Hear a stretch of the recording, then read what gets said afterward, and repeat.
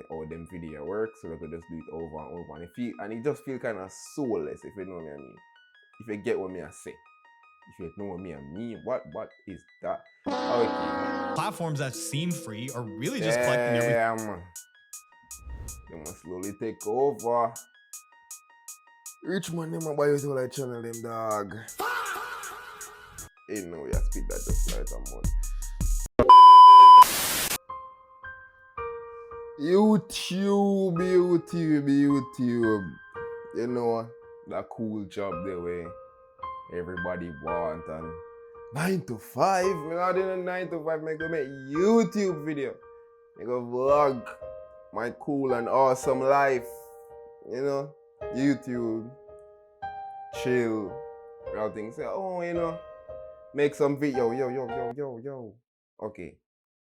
What's me I say? YouTube. You know, the thing where everybody want to do. Cool YouTube. You dip on your own time. You know, nothing too much. You know, you see all them big YouTubers here. I say, yo, that's so cool. Want to do that too. So, you know, you take up your camera, you do it over. You figure out, say, yo, this is actually some type of work for real. So you put in the work, you grind. You reach a stage. You say, alright, reach a level, I feel I can get an editor. You get an editor. Somebody there on the team. Grind again, your editor going good. Reach another stage, they say you need some people for production. Yeah, them. That. So now it come like a big business now. And it just start out as this thing where, oh, you think this cool, or you see people are deep on the internet and you say, yo, that's so cool, I want to do that as well. So you pick up your camera or you record your screen and you play a game and you tell your jokes or everything up on YouTube. From knowledge, entertainment, everything. So you do all of that, right? You do all of that. And then bam! A big company see and say, yo, that kind of look profitable still. Why if I buy that? Why if I give some coins for that? So you sell out and now you're a big company on your channel. And the same 95 way did I run from basically turn that because you have your work for them. And I think that is what the video we're going to watch is going to be about. It says how private equity turns their favorite channels into Slop by Gen. I don't know how you pronounce it. But when we hear him say, big YouTube, let's go. Take a look at the YouTube channels that you're subscribed to. There's a good chance at least one of them was quietly sold to private equity. Cocomelon. Yeah, I kind of expect that from Cocomelon. Who else? I don't know Lunar. I'm seeing put a fire thing like this, so it's a coding channel. Watch couple and video them sometimes, but it feel in video them feel natural. Them not feel like slop as them would say. But he make a whole heap of video though and them kind of high quality. I'm guessing they always think him have a team, but if he must say is a big company own him, I know them think them from me say it, you're a big company by a YouTube channel. It just sound like things are gonna get slimy, like, you know, people are gonna lose money, this and that. But my way here, man, so I didn't even start the video yet. But hold on, how? The creator is still there and the thumbnails look the same, but behind the scenes, the same guys behind Blackstone are now calling the shots for your favorite creator. And unlike an ad read, the creator is under no legal obligation to tell you that the channel quietly changed hands. So really, you actually have no idea whether this channel is bought out. Is that so? Too or not? It's not. It turns out it's not slowing down because private equity firms have quietly spent over $4 billion buying YouTube channels. But what's weird is that it's not Isn't that crazy? Well, I think it way past the time, but remember when, like, before 2000, like early 2010, you know, you never see YouTube like that, you know. But now the businessman them come and say, YouTube, let me get a piece of that. Like, it really flip how the world changed, you know. In a decade. Yeah, I call it a decade. a decade and a half. Yeah, it really changed. My name say YouTube was like, yeah, but YouTube it feed families, you have them big YouTube channel there. But me always think say yo is like as me just saying before, like the growth, the editor, you get a this and a that. Like MKBHE, me don't think him owned by a company. Me think he is the company. I think like that's at the end goal for like certain type of videos, like and everything need to like scale up to that level to be profitable. But you go always want, not always, but most people always want to get bigger and bigger. So I understand it. But for like when I say like a company buy a channel, that just sound sketchy to me. Like I don't know if you know Smash, but me used to watch Smash. Not back in ideas. Judge, I mean, as I said, like, I'm so old, but me used to watch Smash. Like me have a little period when I watch Beer Smash. I remember them history and thing and company buy and this and that. And it just it come like it never work or it always like come to a bad end.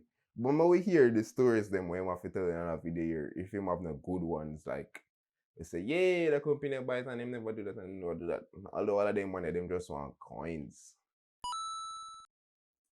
Really going that great. Early signs are seeing the creators who built the channels walking out, videos starting to slowly suck, and the private equity firm that bought them can't even milk the ad dollars that they were counting on. So then why is private equity continuing to double down?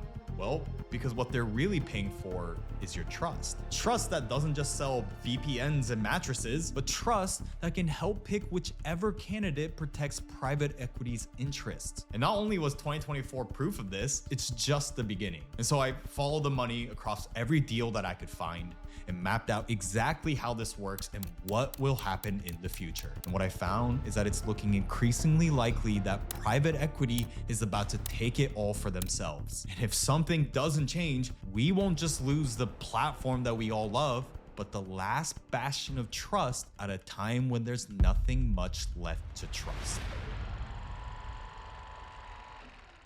So to understand this whole thing, I think the best way is by showing you how a private equity firm even buys a YouTube channel. And I'll show you by being private equity in this demonstration. And once you see how this actually works step by step, you will understand why so many YouTube channels you watch are quietly changing and why nobody had to tell you about it. So let's say I work at a private equity fund, a big fund with this big suit. And the fund I manage is called Blackstone. Actually, scratch that.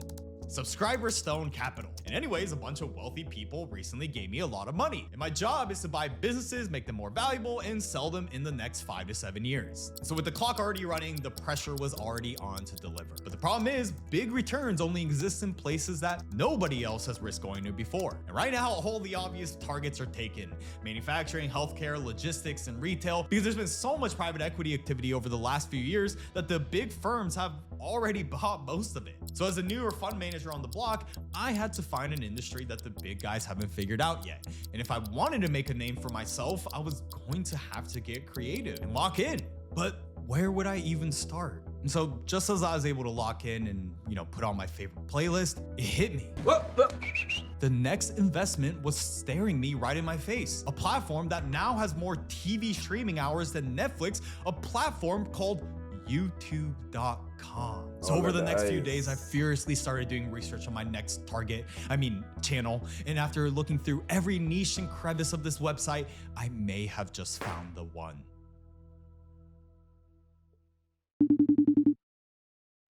So let me walk you through how I, as private equity, exactly would identify the perfect fit. So thank you for joining Subscriber Stone Investors. For today's meeting, I have 3 criteria on why we need to invest in this channel. And the first and foremost is this channel has a proof of concept. This channel has predictable revenue every single month from AdSense, and this channel probably has a tiny team. Let's just say probably around 5 to 6 people with low overhead. But this brings me exactly to number 2, which is potential. So as you can see here, this channel has inconsistent views, but it has a loyal audience. So as long as we find the right topics and format, this can be something we can grow into. Third, running out of time, so I'll tell you about it later on in a different meeting. So anyways, even without that third criteria, you can start to see what private equity firms are looking for when they decide what channels to invest in. But here's why we've only seen the beginning of this. Because after crunching the numbers, let's say I found this Gen channel makes, say, $1 million a year. And in any other industry, a business doing $1 million a year with margins like this would cost me a fortune to invest in. But with YouTube channels, I come to find out that they sell to 3 to 5 times their annual earnings, but what I can sell it for is a completely different number. But before I get to that, I had a problem. Because when my boomer boss has never even heard of Mr. Beast, he came from this world of spending $500 million on a single hospital, how was I going to pitch him this opportunity? Now, after some convincing, he reluctantly agreed, but now the pressure was really on. If it all goes wrong... That's so sad. You know? Like buy a hospital and run it as like a business. Me personally, I think government for own them thing the dog and them thing there for free. If you have to pay more tax, then so be it. But you're in a hospital as like a business. Something we have to deal with people's health and people's life. Nah, dog. I'm cooked. Now my job was on the line and I was stressed. Maybe this was a dumb idea. What am I even doing? I should have just invested in another hospital. But then I remember something a wise man once told me. Just do it! And that's when I realized I had to go all in. Because just buying one channel isn't the play. The play was something much bigger. So I bought 9 more similar channels for a similar price. But here's where the math gets really interesting. What I do next is to combine all 10 under one. It's like, oh, that you get an email from a man and say, yo, I am from such and such and such. I'm going to give you, all right, so your channel earn 1 million a year. I'm going to give you $5 million for your channel.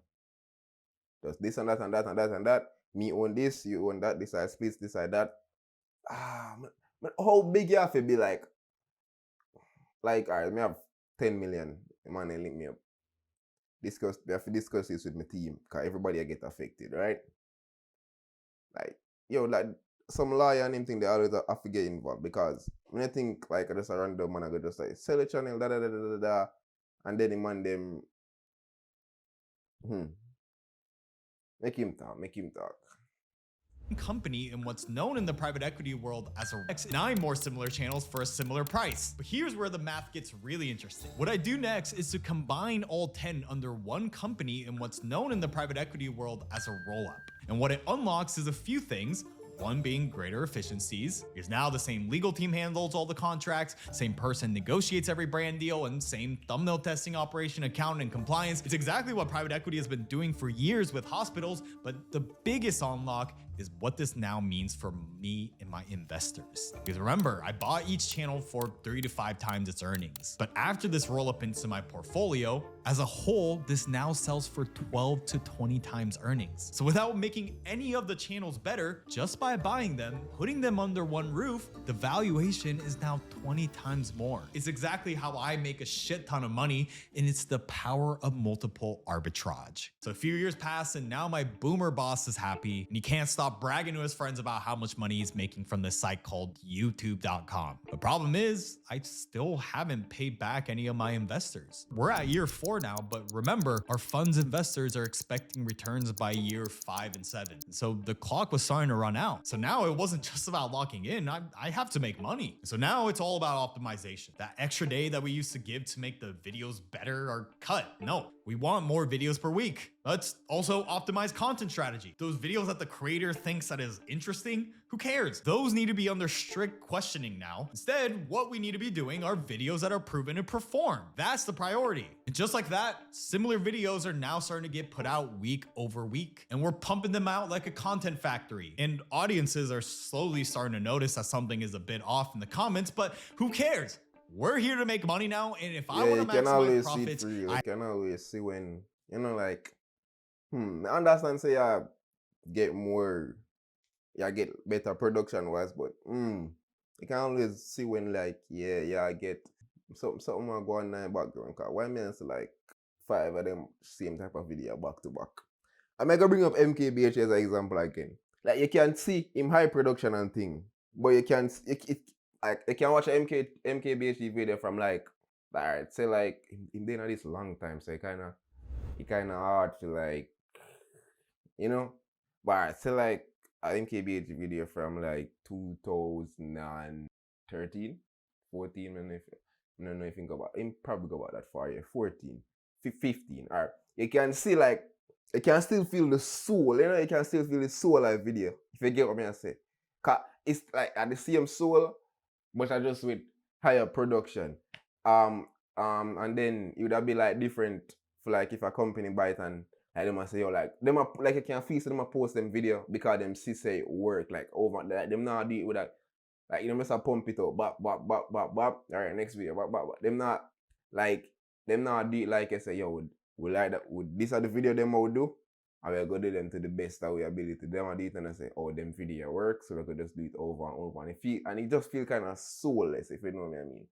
If you get what me I say. If you know what me I mean, what is that? Okay. Have to eliminate these risks. And the biggest risk is staring right at my face here. Gen here may have been the one that built his channel from the ground up, but if the whole channel depends on just Gen and he burns out or gets sick or decides to leave, this asset stops becoming worth anything. And I can't have that happen. It's what's called a key man risk. And there is no way in hell I'm gonna lose out on my investment because of Gen. So yeah, I start hiring new hosts. And again, and when them do that, yeah, you can see the views and them some they drop. Like, me think of something like that them they do with the hot ones, the hosts.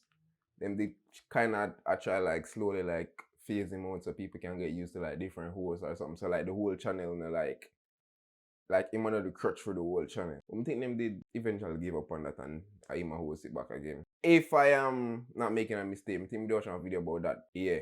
So them did I try like phase him out, like not like fire him or nothing, but like phase him out. Get the people them used to like different faces, different type of game shows on the same channel and thing. But that's my comment. I mean, if you made the video play out. That's not one problem. You're gonna just sue me. Happen to be slightly more attractive and taller than Gen, and they slowly start getting introduced. And now that we have more hosts, we can start launching more channels, like Gen Plus. And since we're now pumping out videos every day, it's too expensive to hire a creative director, so scripts start getting approved by AI to make sure it's brand friendly and it's at least good enough to go before filming. And weeks pass, and now the channel slowly becomes something that could keep running without the person who built it. The thing is, comments now really start noticing. And some now even start commenting that this is the last Gen video that they'll watch. But here's the part that matters and why no one has told you about this. The FTC updated their endorsement rules in 2023 that if a creator gets paid to promote a product, they have to tell you, exactly like you see on this video. But if a private equity firm buys that creator's entire channel, even if every video they make going forward is produced inside a portfolio being managed toward a financial exit, the creator doesn't have to say anything. And that hush hush is exactly what allows any of this to even work. Because here at Subscriber Stone Capital, what I didn't tell you is we do businesses with these creators in two ways. Either we own it outright 100% or a majority stake acquisition of 50 to 80% where the original creator remains. And we actually prefer those deals because now the creator also becomes a shareholder in Subscriber Stone Capital. Okay, but why do we do that? Well, oh, time's up. Sorry. Anyways, well, when their financial interest is now aligned with mine, he or she is going to damn well make sure he's going to keep cranking out videos. But more importantly, he or she is going to damn well make sure to not tell you, the audience, that he or she was owned by me all along. Because we both know how that will go, right? By aligning our incentives and having stakes in each other's companies, now the creator is handcuffed because at the end of the day, we both want the exit to go well, right? So it seems like I was joking, but the thing is, none of that was even a bit. Like, yeah, Subscriber Stone Capital is fake as shit, but it's similar to what actual private equity firms that bought your favorite channels have been doing for the last 5 years. And a few main players are increasingly driving up all of the deal flow. And it's not just happening to YouTube. The same dynamic is playing out everywhere online. Platforms that seem free are really just collecting everything. They must slowly take over. Rich man, them a buy it all like channel them, dog. Ain't no way I speak that just fly it a month. Thing about you and selling it to whoever will pay, like your inbox, your habits, and your behavior over time. And all of it is becoming an asset on someone else's balance sheet. That's where today's sponsor, Proton Mail, comes in. It's a private email service built on the idea that your data belongs to you and nobody else. And recently they've announced their Born Private campaign, which lies on a simple belief that digital privacy should be the default for every clean inbox. There's no tracking, no Proton Mail for free. So now let's talk about which channels have actually been bought and the few players behind them all. And look, some of these names are going to surprise you, but the bigger surprise might be where that money is going and where it's coming from. So we'll be looking at 3 main players and their portfolio, but why not start with the first and the biggest, Electrify Video Partners. Based in London with $135 million raised and backed by another private equity firm called Capital D, they've been buying up a bunch of channels over the last 5 years. And you'll definitely recognize at least one of them, from Fireship, which is a coding education. Yeah, that's the channel me I talk. That's the channel me I talk. Simple History, history animation. Improvement Pill, self-improvement. And this one really surprised me, Fern, that amazing documentary channel, but the biggest and most significant one is Veritasium. Ran by Derek Muller, Electrify became the majority owner and took over hiring, logistics, compliance, taxes in a deal that allowed Muller to stay on as co-owner on his 20 million subscriber channel. They would take care of things like hiring, production, logistics. And this deal was actually announced a few years ago in April 2023. But hold on, take a look at that date. The deal closed in 2023, but he didn't directly tell his audience on YouTube until Christmas Eve of 2025. So why did he wait? Well, I imagine it's because they knew exactly how people would react. Oh, and I say they because he also became a shareholder in Electrify itself. I signed the deal in April 2023, and since then, Veritasium has been owned and run by me and Electrify. So obviously his financial interest is also aligned with the firm's eventual exit. But to be fair, it was also a smart business move. By keeping it low key and then going on to create 3 of the channel's most watched videos ever, and subscriber counts continue to grow by 50%, by showing that nothing has changed and then announcing it, there's not much things that an audience could say. And especially if Muller is still there and the videos are still quality, if we look at just the numbers, Electrify did make Veritasium better. So the important nuance here is that private equity takeover of a channel doesn't automatically equal bad, Okay. but you know by now that if every That was my question initially in the start answered. deal looked like this, there'd be no video. Initially at the start, Jesus Christ, Jesus Christ, Jesus Christ.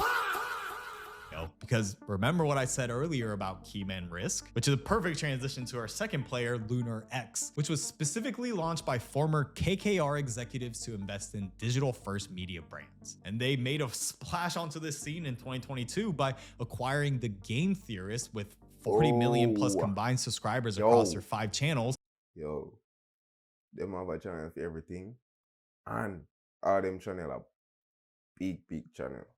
And similar to Veritasium's Derek, the sale was framed as this thing that would let MatPat, the guy who built it, to finally be able to step back. On March 9th, I will be hosting my last Theory episode. The deal was that MatPat would handle the creative direction behind the scenes and Lunar X would handle all the boring business stuff. And since MatPat has officially stepped away from the camera, on the surface, it actually seems like a success. They gained 1 million new subscribers across all 5 channels, but the revenue tells a different story.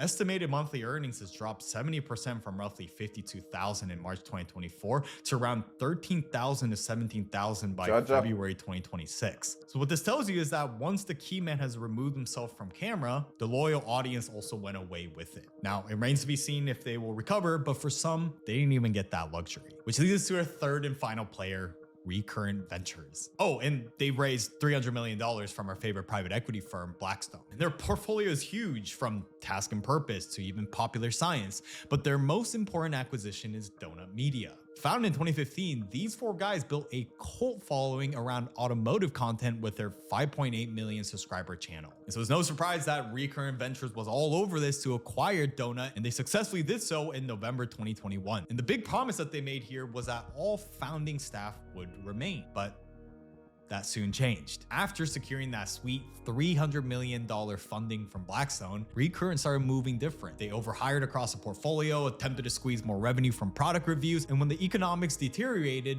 they started to cut costs. And even though raw subscriber count continued to grow 8 million by 2024, what didn't, and sounds a little bit corny, was that magic that made them great. Less than 3 years after acquisition, 3 of the 4 guys all departed within weeks of each other, and so did the audience. Because 2 of the hosts launched their— You see, when the business and buy it out, it kind of lose the soul in me that I talk about. You see, like, you can't grow without that, but come out when the business them like bite out. Like sometime because you know sometimes it good and it grew and thing. But it poison like the well dog. It's like what me I try to say. You get what me I say. You get what me I say. It just a weird. I mean I can always use MKBHD because him cool dog like in channel like I still MKBHD no matter how like high the production get, no matter how much other channels he make, the studio channel, the podcast, it's still like I still the manner where review phone and tech and them something there. You get me I say? You get me I say? Own independent channels, big time in speed, and just within a matter of weeks crossed 1.6 million combined subscribers. So with all these different outcomes, and right now it's showing All that to say, are the creator them make the YouTube, are the creator them keep YouTube. You get it? And not so without the creator them, the channel I go always go on, but I go always miss the piece there.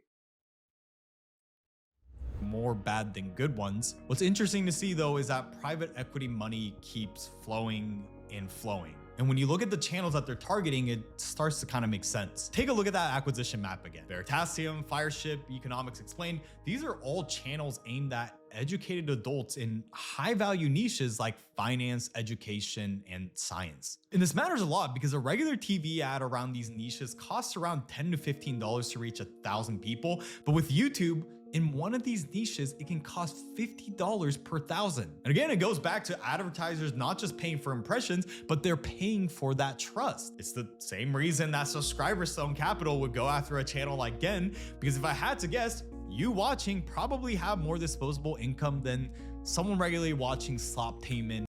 Funny. Very, very funny. Wish I mean, I have no income, much less disposable. Or kid channels, but turns out even that is changing. Because one of the biggest deals in this entire space that I haven't even talked about yet has nothing to do with educated adults. It has everything to do with toddlers.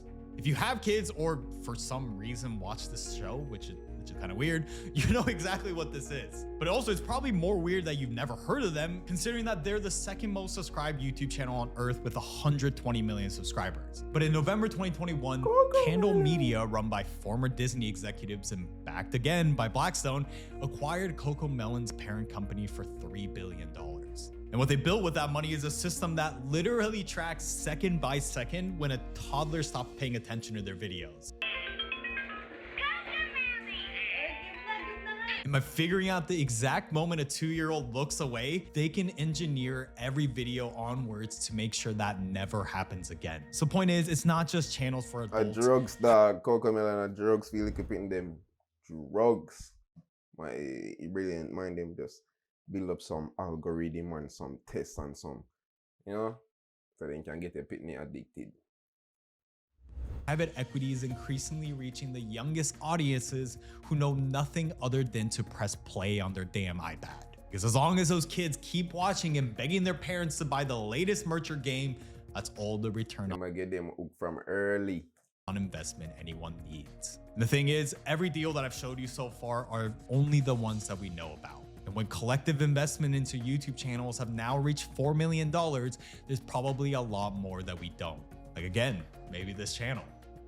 But before I reveal that truth, we have to talk about what all this actually means. Because everything I've talked about isn't just about entertainment getting worse or bought out. Matter of fact, all this even goes beyond money. This means controlling what the next generation believes and how our future is already getting manipulated.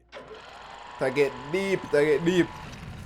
And if you think that's hyperbolic, think again, because we already saw what creator trust can do when it's pointed at politics. During the 2024 election, Trump sat down with Joe Rogan, Aiden Ross, the Nelk Boys, Theo Vaughn, and dozens of creators most boomers and big heads that traditional media has never heard about. President Trump back on the podcast. With that, I'll say that to the Nelk Boys. It's our last chance. If she wins, the country's finished. His appearance on Rogan alone pulled nearly 38 million YouTube views within hours, and during his victory speech, Dana White got on stage and thanked content creators by name. I want to thank the Nelk Boys, Aiden Ross, Theo Vaughn, and last but not least, the mighty and powerful Joe Rogan. Among listeners who boy. said podcasts influenced their vote, 54% went for Trump. But where I'm going with this is here's where it gets uncomfortable. Private equity acquired channels already are being told to change content to be safer because controversy scares advertisers and their portfolio managers. So if that's already happening, what's stopping a private equity firm from acquiring political commentary channels and steering their editorial direction towards candidates who would pass laws that benefit the firm's other investments?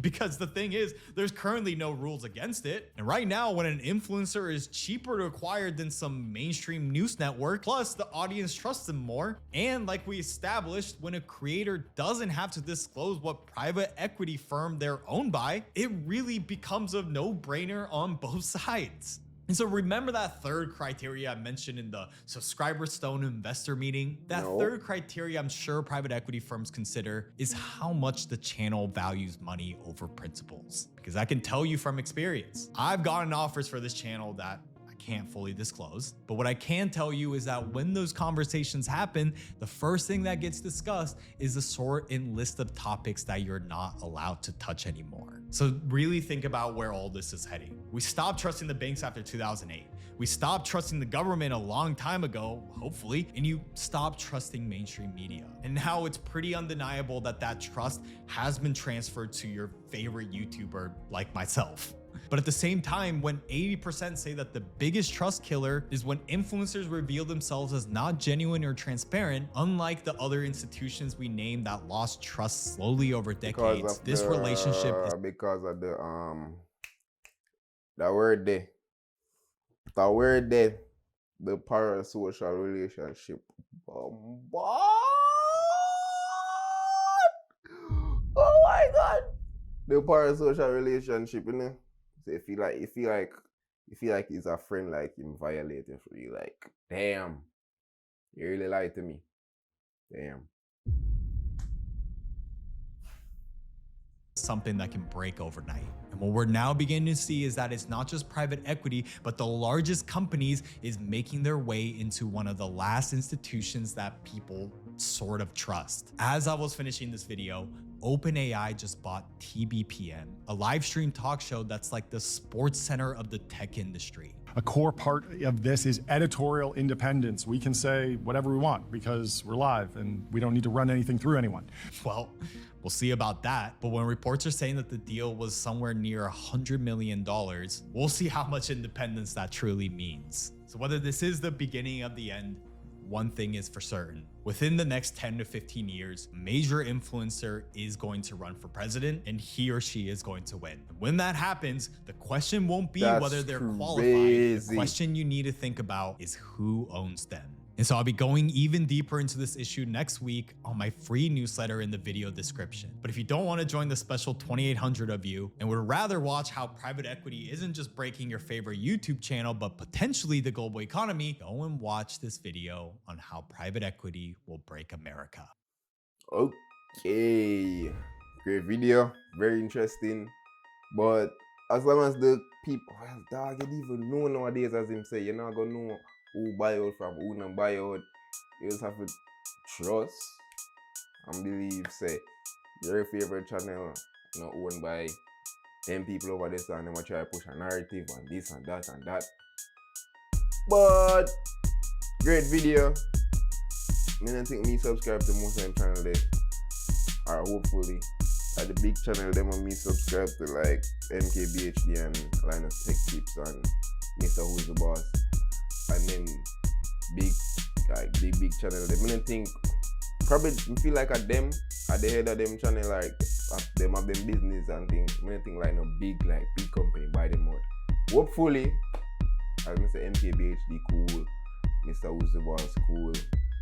Who else we can like think about not like a big niche other from tech come what.